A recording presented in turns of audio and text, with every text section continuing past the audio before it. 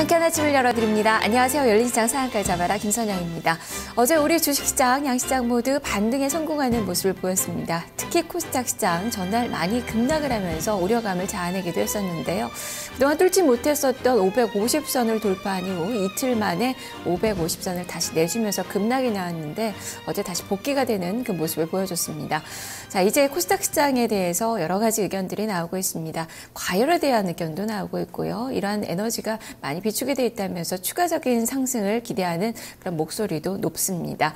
자, 과연 어떤 모습이 펼쳐질까요? 오늘 흐름이 상당히 좀 중요할 것 같은데요. 전문가들의 시각은 단기적으로 조정을 받을 수는 있어도 상승세가 이어질 것이다 라는 의견들을 내놓고 있습니다. 600선까지 대체적으로 목표치를 잡고 있고요. 최근에 부각되고 있는 IT 부품주들이 여전히 주도주로 부각이 될 것이라는 그런 의견들이 나오고 있습니다.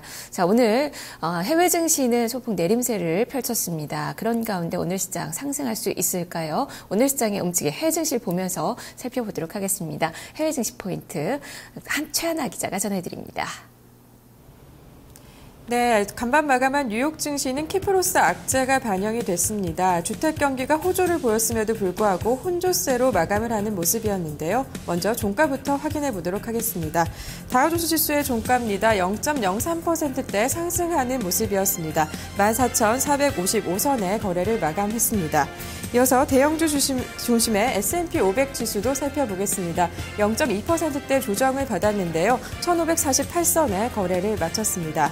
이어서 나스닥 지수의 흐름도 살펴보겠습니다. 0.26%대 마찬가지로 내림세를 보였습니다. 3,229선의 거래를 마쳤습니다. 이어서 미국발 이슈를 살펴보도록 하겠습니다. 장 전에 어제 경제지표 발표가 있었습니다. 호조를 보이는 지표들이 있었는데요. 미국의 지난 2월 건축 허가 건수가 전달보다 4.6% 증가하면서 4년 8개월 만에 최고치를 경신했습니다. 또 2월에 미국 주택 착공 건수가 91만 7천 건으로 예상치를 상회했는데요. 경기 회복에 대한 기대감이 작용했습니다. 네, 이 같은 주택 지표가 호조를 보이면서 건설업의 주가도 나란히 상승을 했습니다. KB홈이 2.99%대 오름폭을 확대하는 모습이 특징적이었습니다. 네, 이렇게 혼조세로 마감한 가운데 다우존스 지수의 업종별 그리고 종목별 등락을 먼저 살펴보도록 하겠습니다. 업종별 흐름부터 보겠습니다. 업종별로도 혼조세가 뚜렷했습니다. 금융주와 기초소재주는 강세를 보인 반면에 기술주는 약세를 보이는 모습이었는데요. 종목별 흐름도 살펴보도록 하겠습니다. 네, 이날 상승 마감한 가운데 종목별 흐름 중에 상승 업종부터 살펴보겠습니다. 코카콜라사가 강세를 보였습니다. 어제 1.47%대 오름폭을 확대하는 모습이 포착이 됐고요. 반면에 30개 종목 가운데 하락한 종목도 있습니다. 캐터필러사가 부진한 흐름을 보였었는데요. 1.2%대 낙폭을 기록하면서 마감을 했습니다. 네, 이렇게 뉴욕의 증시가 어제 혼조세로 마감을 한 가운데 유럽 증시로 넘어가 보도록 하겠습니다. 유럽 증시는 앞서 마감을 했었는데요. 하락하면서 마감을 했습니다. 키프로스의 여파를 벗어나지 못하는 모습이었는데요. 종가부터 확인해 보도록 하겠습니다. 네, 이날 하락 마감한 프랑스 까크 지수의 흐름부터 살펴보도록 하겠습니다. 1.3%대 낙폭을 크게 받았습니다. 3,775선의 거래를 마감하는 모습이 포착이 됐고요. 이어서 독일의 닥스 지수의 흐름도 봅니다. 0.7%대 역시 조정을 받았습니다. 7,947선의 거래를 마쳤습니다. 네, 마지막으로 영국의 푸츠백 지수의 흐름까지 살펴보겠습니다. 0.2%대 소폭 내림세를 보였는데요. 6,441선을 기록했습니다. 네, 이어서 유럽발 이슈도 살펴보도록 하겠습니다. 키프로스 구제금융안이 부결되면서 그 여파를 받았습니다. 시장에 계속 악재로 작용하는 모습이 특징적이었고요. 독일에서는 경제지표가 발표가 됐었습니다. 3월에 경기기대지수가 48.5를 기록해서 2010년 4월 이후에 3년 만에 최고치를 경신했습니다. 시장에 호재로 작용을 하면서 지수 낙폭에 제한을 줬습니다. 금융주는 어제에 이어서 부진했었는데요. 역시 키프로스 영향 때문이었습니다. 도이치뱅크가 3%대 낙폭을 기록했고요. 소시에떼 제너럴도 1.5%대 내림세를 기록했습니다. 그럼 하락 마감한 프랑스 까크 지수부터 자세한 흐름을 살펴보도록 하겠습니다. 네, 종목별 등락부터 보겠습니다. 대부분의 업종이 하락한 가운데 이 종목 종목별 등락을 보면 상승한 종목부터 보겠습니다. 네, ST 마이크로 일렉트로닉이 어제에 이어서 강세를 보였었습니다. 1.2%대 오름폭을 늘리는 모습이 포착이 됐고요.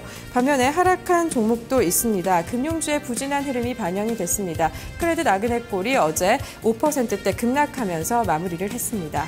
이어서 독일의 닥스 지수의 흐름도 살펴보도록 하겠습니다. 닥스 지수 역시 부진한 흐름이 포착이 됐었습니다. 네, 내림폭을 확대했었는데요. 업종별 등락부터 먼저 살펴보도록 하겠습니다.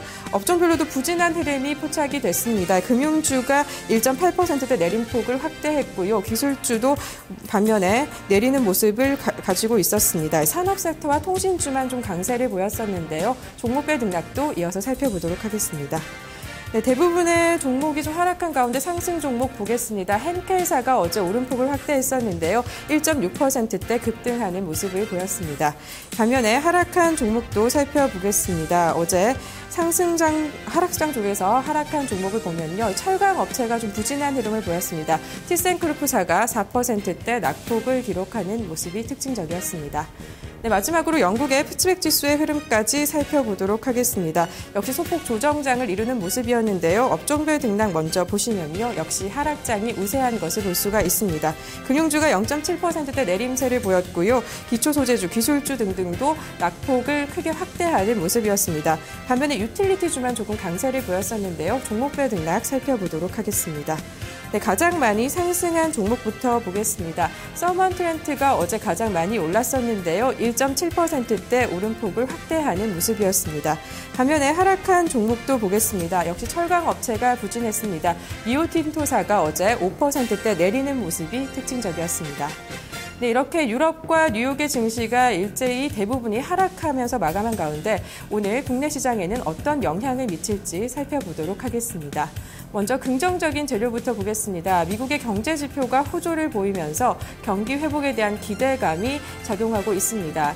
또 FOMC의 통화 완화 정책이 유지될 것이다라는 기대감도 국내 증시에는 긍정적인 지표로 작용될 전망입니다. 반면에 부정적인 재료도 있습니다. 키프로스의 구제금융안이 부결이 됐습니다. 이에 따라서 리스크가 지속이 되면서 국내 증시에는 부담으로 작용할 것으로 전망됩니다. 지금까지 해외 증시 포인트였습니다.